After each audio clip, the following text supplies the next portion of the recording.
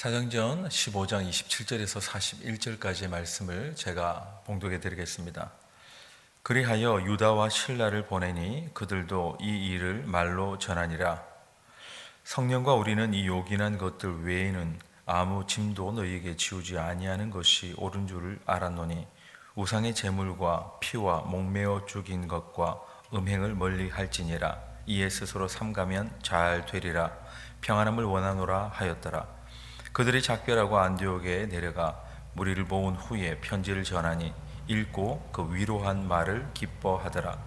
유다와 실라도 선지자라 여러 말로 형제를 권면하여 굳게 하고 얼마 있다가 평안히 가라는 전송을 형제들에게 받고 자기를 보내던 사람들에게로 돌아가되 바울과 바나바는 안디옥에서 유하며 수다한 다른 사람들과 함께 주의 말씀을 가르치며 전파하니라. 며칠 후에 바울이 바나바더러 말하되 우리가 주의 말씀을 전할 각 성으로 다시 가서 형제들이 어떠한가 방문하자 하고 바나바는 마가라 하는 요한도 데리고 가고자 하나 바울은 밤빌리아에게서 자기를 떠나 함께 일하러 가지 아니한 자를 데리고 가는 것이 옳지 않다 하여 서로 심히 다투어 피차 갈라서니 바나바는 마가를 데리고 배 타고 구브로로 가고 바울은 실라를 택한 후에 형제들에게 주의 은혜의 부탁함을 받고 떠나 수리아와 길리기아로 다니며 교회들을 견고하게 하니라. 아멘. 계속해서 우리 사도행전 15장을 보고 있는데 사도행전 15장 주제는 우리가 이미 몇 번 본 것처럼 예루살렘 사도회의입니다. 예루살렘 사도회의가 열린 이유는 이 안디옥에서 유대인들 위주의 어떤 사람들 가운데에서 이 어떤 예수를 믿고 구원을 얻지만 그래도 지금까지 지켜온 전통을 우리 유대인뿐만 아니라 이방인으로 새롭게 구원의 반열 가운데 들어가는 사람들도 반드시 지켜야 된다. 그 중에 가장 중요한 핵심이 할례를 꼭 받아야 된다라는 것이었습니다. 이것이 정말 옳은 것이냐 하는 것 때문에 예루살렘의 사도회의가 이제 열렸고 이들 가운데서는 많은 변론이 있었다. 그러니까 이건 간단한 문제가 아니었다라는 것을 우리는 계속해서 몇 번 봤습니다.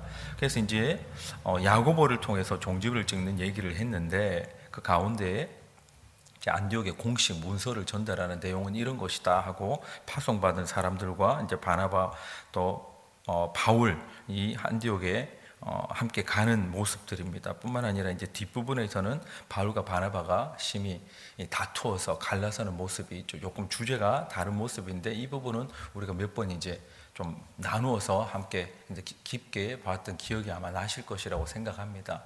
이제 마가가 함께 1차 선교 유행 때에 그냥 되돌아간 것 때문에 바나바와 바울이 이제 심히 다투고 갈라섰다. 이 부분은 우리가 한번 봤기 때문에 넘어가고 오늘은 이방 신자들이니 안디옥 교회에 편지한 내용 중심으로 우리가 조금 더 깊이 보고자 합니다.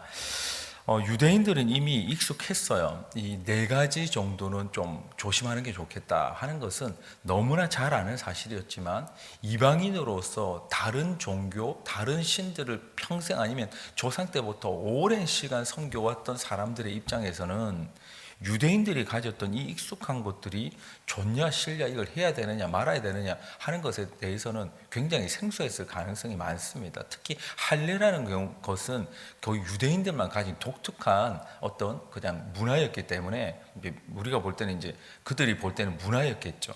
이제 또 그 유대인들의 입장에서는 굉장히 이것은 제의적인 어떤 것이었겠지만 그래서 이제 결론을 냅니다. 익숙하지 않을 수 있는 이방인들에게 익숙하지 않을 수 있는 몇 가지는 좀 유의하는 게 좋겠다. 이것 정도는 양보하지 않고 권면하는 것이 좋겠다 하는 것이 이제 나오는데 28절, 29절 읽으면 이렇습니다. 성령과 우리는 이 요긴한 것들 외에는 아무 짐도 너희에게 지우지 아니하는 것이 옳은 줄 알았노니 우상의 제물과 피와 목매어 죽인 것과 음행을 멀리 할지니라. 이에 스스로 삼가면 잘 되리라. 평안함을 원하노라 하였더라. 이렇게 되어 있습니다. 29절의 이 내용은요 20절에도 이미 반복해서 이미 나왔습니다. 20절 읽어드리면 이래요. 다만 우상의 더러운 것과 음행과 목매어 죽인 것과 피를 멀리 하라고 편지하는 것이 옳으니 이렇게 되어 있는데 이거 나중에 사도행전 뒷부분에 또 나옵니다. 근데 이제 약간 순서가 달라요. 그렇지만 내용은 같습니다. 그래서 29절에는 우상의 제물이라 되어 있고요. 20절에는 우상의 더러운 것이라고 되어 있습니다. 같은 내용을 지금 다르게 표현한 거예요.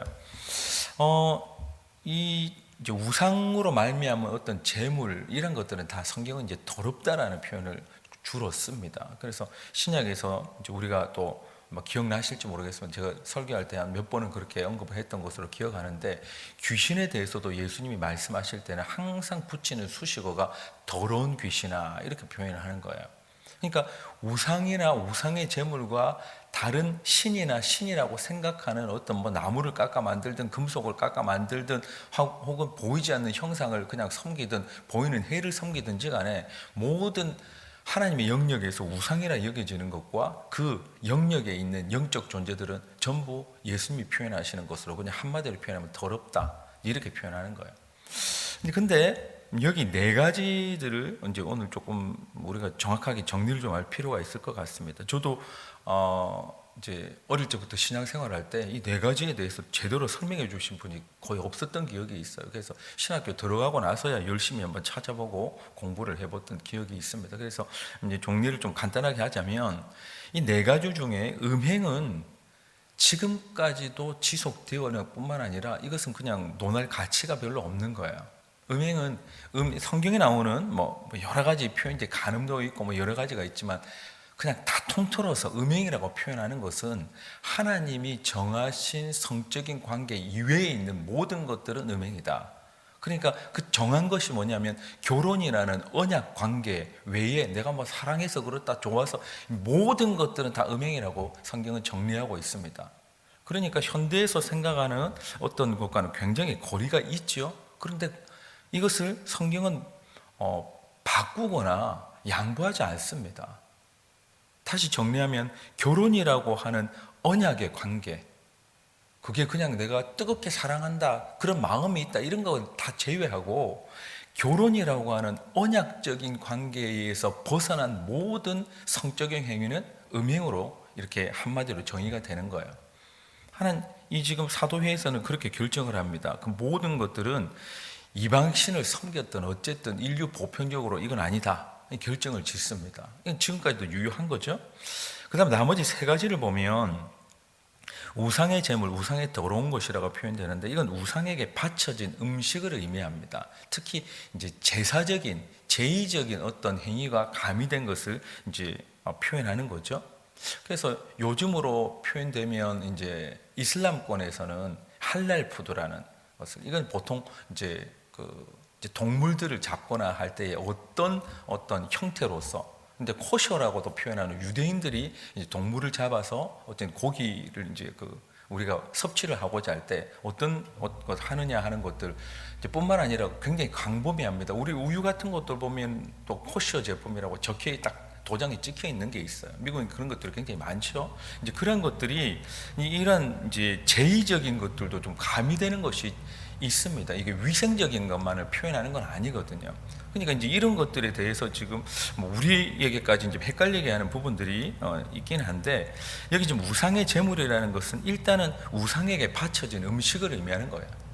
이제 그것이 바쳐졌다가 하든지 아니면 그렇게 바치는 것으로 한번 그냥 모션을 취하고 나머지 고기를 다 취하든지 간에 어쨌든 제의적인 것들과 연결된 이 모든 식사들을 의미합니다. 그래서 우상의 제물이라는 표현을 쓰고 있고, 그 다음에 멀리하라고 하는 것이 피입니다. 피를 멀리하라는 거는요, 이게 지금 세 가지가 다 음식에 관련된 거예요. 음행 빼고는. 피는 피 자체를 먹는 걸 의미합니다. 여긴 그러신 분이 없을 거라고 생각되지만 한국에서는 가끔 종종 무슨 피를 먹다가 어떤 병에 걸려가지고 몇 명이 무슨 중독이 되었는지 갑자기 급사를 했든지 이런 것들이 종종 이제 뉴스를 들었던 기억이 납니다. 그 가운데서 특히 사슴피, 그 사슴피를 어떻게 먹는지 제가 이제 여쭤보니까 농장하시는 분이 어떻게 그렇게 먹을 수 있느냐 이제 이런 생각이 드는 거예요. 이 살아있는 사슴의 목에 빨대를 꽂는 거예요. 이게 호수 같은 거를. 그래서 나오는 그 이제 피를 그냥 마시는 거예요. 그게 위생상으로도 너무 안 좋을 것 같은데 왜 그런지 모르겠습니다만 어쨌든 그런 거 있잖아. 좋다 그러면 뭐라도 먹는.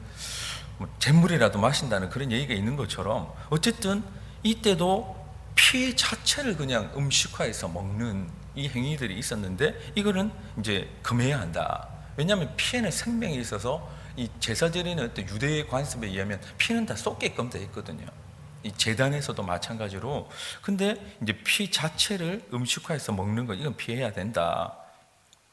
그리고 목매어 죽인 것 이렇게 되어 있는데 다른 번역본에는요 목 졸라 죽인 것이라고 되어 있습니다. 이건 사람을 교수대에 올려서 교성시키는 걸 의미하는 게 아니에요. 스스로 목매어 죽는 것 의미하는 것도 아니고 이건 지금 고기 얘기를 하는 것입니다. 헬라에도 정확히 프니크토스라는 이것이 질식시켜서 죽인 동물을 의미해요. 그래서 보통은 질식시켜서 죽인 동물이 뭐가 잘못됐냐 이렇게 생각할 수 있겠지만 질식시켜서 죽였다는 것은요 피를 안 뺐다는 것을 의미합니다. 보통은 동물에 이제 목 있는 데를 멱을 딴다 이렇게 우리 표현을 하잖아요. 그 동물에게 쓰는 표현이니까 멱을 딴다 이런 것처럼 해서 피를 다 흘리고 빼고 그래야지 상하지도 않고 위생상도 그렇고 여러 가지 것들 때문에 피를 다 뺍니다. 그런데 이제 목매어 죽인 것은 질식시켜서 죽였기 때문에 피를 안 뺀 걸 의미하는 거예요. 이제 그러한 고기는 먹으면 안 된다. 이런 것을 의미하는 것입니다. 이제 여기서 이제 피하고 목매어 죽인 것이 그러면 다 연관되어 있는 것 같은데 두 가지가 조금 다른 이유는 피는 피 자체를 먹는 걸 의미하는 거고요. 그다음 목매어 죽인 것은 피를 다 이렇게 빼내지 않고 그냥 고기째로 있는 것들을 먹는 것을 이렇게 약간 구분해서 그렇게 표현을 하고 있는 것입니다. 이 세 가지가 왜 중요하냐면 당시 이방인들에게 있어서는 이런 음식 이제 그러니까 식습관이 굉장히 편만하게 있었던 거예요. 그러니까 그들에게는 늘상으로 있던 이것에 대해서 이제 유대인들이 볼 때는 이게 너무 이건 아니다. 근데 그들은 모르는 거예요. 왜냐하면 평생 그렇게 살았으니까. 물론 모든 사람은 아니지만 일부 종교에서는 그런 거죠. 그러니까 이 종교 생활과 식생활에 매우 밀접한 관계가 있는 것이었기 때문에 그건 안 된다. 이렇게 정리를 한 것입니다. 이 이방 지역에서 있었던 안디옥이나 다른 대부분의 지역이 지금 사마리아도 마찬가지고 이방 지역이 있기 때문에 이방 지역에서 구원을 받은 백성들과 거기에 섞여 사는 유대인들이 함께 한 공동체를 만들었단 말이에요. 그래서 나중에 이제 문제가 많이 생기죠. 고린도 교회에서도 마찬가지로 헬라파 유대인, 히브리파 유대인 이런 이제 싸움들이 일어나는데 여기 마찬가지로 이방 지역에 특히 안디옥 지역이 지금 중심이었기 때문에 안디옥 지역에서 안디옥에 있던 이방인들과 유대의 전통을 가져서 디아스포라로 이제 로마의 어떤 속국 가운데서 강제 흩음을 당한 이러한 사람들이 거기 모여서 예수님을 믿고 한 공동체, 교회 공동체를 이루다 보니까 그 안에서 어떤 사람들은 피를 먹고 그냥 목매어 죽인 것을 먹고 이러한 것들, 음행을 여전히 그 당시 때도 그런 면들이 있었다라는 것을 우리는 좀 이해할 필요가 있습니다. 그래서 그 배경을 서로의 살아왔던 배경을 이해하지만 절대 안 되고 배격해야 되는 것들과 또 포용해야 되는 것은 어디까지냐 하는 것들은 심각한 문제였다는 것입니다. 그 가운데서 이 네 가지 정도는 절대 안 된다라고 아예 못을 박자 이렇게 된 거예요. 그러면 지금은 어떨까? 우리가 현대를 살아가는 지금은 피나 목매어 죽인 이제 음행은 지금까지도 또 우상도 마찬가지로 또 우상의 제물에 관련돼서는 조금 다른 맥락들이 있지만 우리가 전체적인 것들을 좀 볼 필요가 있습니다. 피나 목매어 죽인 것도 마찬가지로 저도 어릴 때 그 생각을 해서 육회가 그러면 피째 먹는 거 아니냐? 이제 육회는 피째 먹는 거하고 아무 상관이 없대요. 미오글로빈이라는 이 철분이 많이 들어있는 근육의 성분 때문에 고기가 빨갛게 보이는 것이고 그것이 약간 이렇게 즙이 나오는 것들이 이제 고기 구울 때 나오고 이런 것들이지 그것이 피째 있는 것은 아니다라고 얘기를 이제 듣습니다. 여러 이제 사전적인 의미로 다 찾아보면 이제 그렇다는 거죠. 물론 그러면은 피가 한 방울도 섞이지 않은 그러한 고기가 있을까? 없습니다. 현미경으로 되돌아보면 다 있습니다. 그러면 예수님이 얘기하시고 성경이 얘기하는 맥락을 우리는 파악할 필요가 있는 거예요. 피에는 생명이 있다. 속죄도 마찬가지예요. 그렇기 때문에 그것을 너희가 그냥 아무 분별 없이 먹어서는 안 된다. 성찬에도 예수님의 피를 분별해서 분별하지 못하고 먹어서는 안 된다라는 맥락이 다 들어있는 것입니다. 그런 의미에서 우리는 이러한 것들에 대해서 성경의 방식들을 좀 따라갈 필요가 있는데, 선지는 이제 문제가 좀 이제 기독교 내에서도 논쟁이 있다는 거예요. 근데 특히 우리 전통적인 기독교 내에서는 문제가 전혀 없습니다. 조금 뒤에 제가 이제 전체적인 성경을 말씀을 드릴 텐데, 근데 여호와의 증인이나 제7일 안식교인들에게는 문제가 좀 있어요. 특히 여호와의 증인 같은 애 수혈도 안 하잖아요. 그러니까 이렇게 뭐 피를 뭐 끓여 먹든 삶아 먹든 이건 다 문제다, 이렇게 생각을 하는 어떤, 우리가 볼 때는 이제 이단으로 이렇게 있는데, 그것 때문만의 이단은 아니지만 어쨌든 그런 관점을 가지고 있습니다. 그러니까 이제 지금까지도 헷갈리는 부분들이라는 거죠. 우린 정리를 하면 좋겠습니다. 성경 몇 부분을 제가 뭐 오늘 장황하게 설교를 할 건 아니기 때문에 읽으면 무슨 의미인지 우리가 다 파악할 것 같아요. 그 이후에 여기에 대해서 성경은 뭐라고 얘기를 하는지, 로마서 14장 14절에 내가 주 예수 안에서 알고 확신하노니 무엇이든지 스스로 속된 것이 없으되 다만 속되게 여기는 그 사람에게는 속되니라. 무슨 의미인지 얘가 우리가 볼 땐 이제 오잖아요. 디모데전서 4장 4절 5절에 이렇게 되어 있습니다. 하나님께서 지으신 모든 것이 선함에 감사함으로 받으면 버릴 것이 없나니 하나님의 말씀과 기도로 거룩하여 지민이라. 아멘. 고린도전서 10장 19절에서 33절은 고린도 교회도 이 문제로 굉장히 심각한 이렇게 후유증을 알았기 때문에 바울은 장황하게 여기에 대해서 아예 깔끔한 정리를 해줍니다. 조금 긴 내용이지만 제가 읽어드리겠습니다. 19절에서 33절까지, 10장 19절에서 33절까지인데요. 그런즉 내가 무엇을 말하느냐? 우상의 제물은 무엇이며 우상은 무엇이냐? 무릇 이방인이 제사하는 것은 귀신에게 하는 것이요 하나님께 제사하는 것이 아니니 나는 너희가 귀신과 교제하는 자가 되기를 원하지 아니하노라.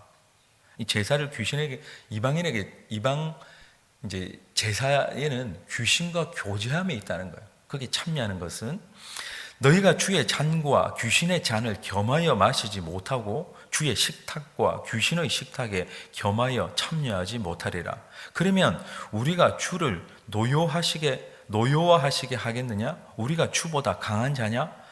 모든 것이 가하나 모든 것이 유익한 것은 아니요 모든 것이 가하나 모든 것이 덕을 세우는 것은 아니니 누구든지 자기의 유익을 구하지 말고 남의 유익을 구하라. 무릇 시장에서 파는 것은 양심을 위하여 묻지 말고 먹으라. 이는 땅과 거기 충만한 것이 주의 것임이라. 불신자 중 누가 너희를 청할 때에 너희가 가고자 하거든 너희 앞에 차려놓은 것은 무엇이든지 양심을 위하여 묻지 말고 먹으라. 누가 너희에게 이것이 재물이라 말하거든 알게 한 자와 그 양심을 위하여 먹지 말라. 내가 말한 양심은 너희의 것이 아니요 남의 것이니 어찌하여 내 자유가 남의 양심으로 말미암아 판단을 받으리요. 만일 내가 감사함으로 참여하면 어찌하여 내가 감사하는 것에 대하여 비방을 받으리요. 그런즉 너희가 먹든지 마시든지 무엇을 하든지 다 하나님의 영광을 위하여 하라.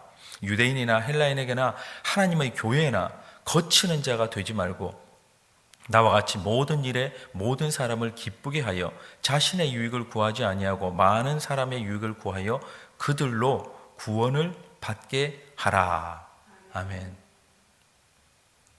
우리가 몇 절을 떼서 읽어보거나 외우는 말씀이 있는데 이 말씀들이 다 어디서 왔냐면 지금 음식 문제 때문에 고린도전서에서 이렇게 얘기를 하고 있는 거예요.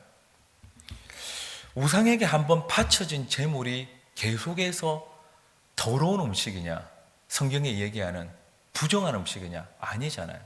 말씀과 기도로 거룩해주고 또 시장에 파는 것은 묻지 말고 먹으라.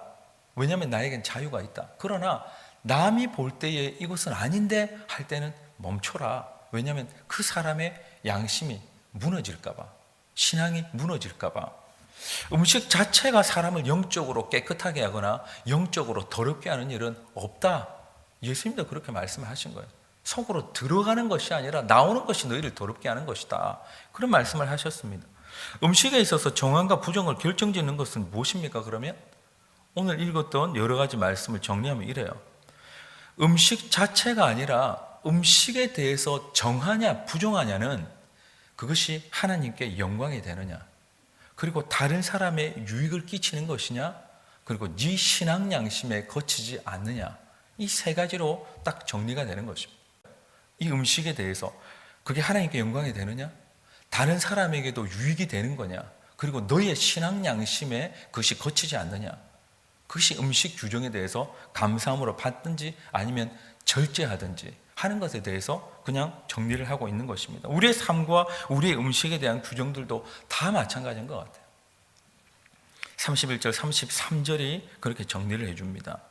먹든지 마시든지 무엇을 하든지 다 하나님의 영광을 위하여, 뿐만 아니라 33절에 모든 일에 모든 사람을 기쁘게 하여 많은 사람의 유익을 구하여 그들로 구원을 받게 하라.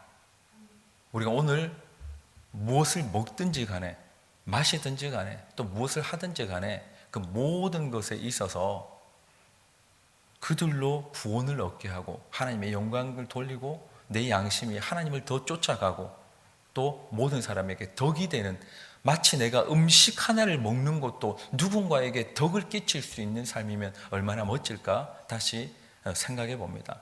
하나님께 우리에게 주신 자유로 우리뿐만 아니라 또 다른 이들을 구원을 받게 하라라는 데까지 쓰임받는 우리 모두가 될 수 있기를 예수님 이름으로 축복합니다. 한번 기도하겠습니다. 하나님 아버지, 우리에게 자유를 주셔서 감사합니다. 그러나 어떤 이들은 하나님 아버지 또 믿음이 연약하여 또 먹지 못하는 것이나 하지 못하는 것들도 있고, 어떤 이들은 자유함으로 할 수 있는 것들이 있고 하나님 마음껏 먹는 것도 있는데, 하나님 고린도 교회도 그토록 진통을 했던 걸 보면 하나님 지금의 삶에서는 우리가 어떻게 또 판단을 해야 될지 다시 한번 마음에 가다듬습니다. 오늘 우리가 무엇을 먹든지 무엇을 마시든지 무엇을 하든지 간에 하나님께 영광이 되고 다른 사람에게도 유익이 될 때 그들의 구원에 하나님 이룰 수 있는 그러한 유익을 끼칠 수 있을 뿐만 아니라 우리의 신앙 양심이 하나님 앞에서 조금 더 거리낌이 없는 그러한 우리의 삶이 되고 하나님 아버지 먹든지 마시는 것들이 될 수 있도록 우리를 주여 인도하여 주시옵소서. 함께 하심 믿고 예수님 이름으로 기도하옵나이다.